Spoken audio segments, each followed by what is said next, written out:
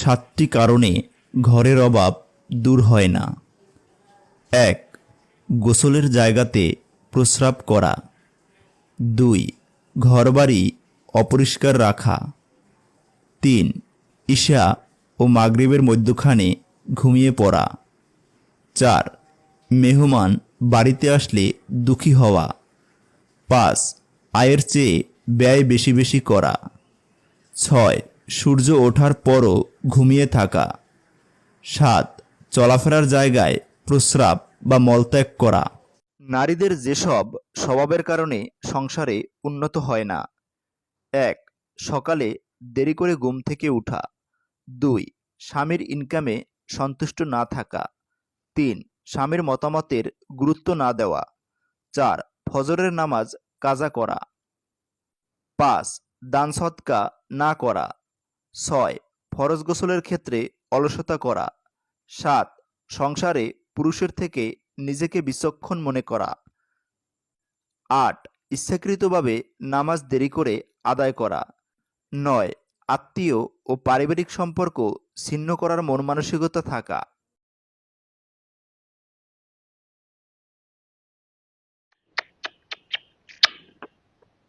স্বামীর পায়ের নিচে স্ত্রীর বেহেশত, তাই সবসময় এই মানুষটাকে অনেক অনেক ভালোবাসুন।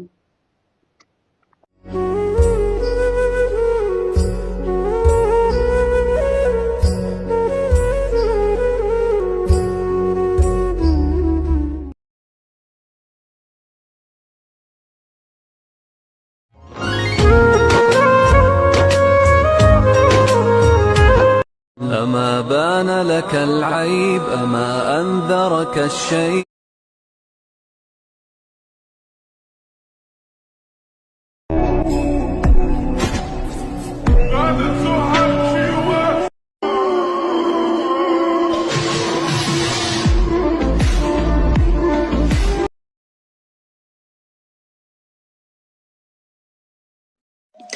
ওই পাঞ্জাবি পরা ছেলে পাগল করেছে, পাঞ্জাবিতে তারে অনেক কিউট লেগেছে, পাগড়িতে হাইরে হাইরে বলেছে কি হায়, মাশাল্লাহ মাশাল্লাহ বলি বারে বার, তার সুরেতে গজল শুনে হয়েছি আমি ফিদা, খোদার কাছে চাইলে আমি একটা পাগড়িওয়ালা।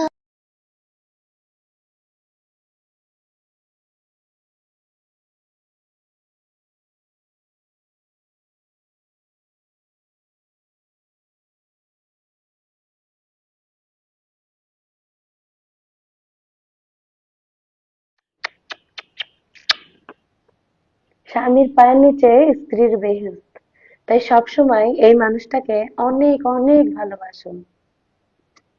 যে মহিলা নিজের স্বামীকে সন্তুষ্ট করতে পারে না, একটা স্বামীর মনোতুষ্টি করতে পারে না, স্বামীকে শ্রদ্ধা জানাতে পারে না, আল্লাহর জান্নাত তার জন্য হারাম।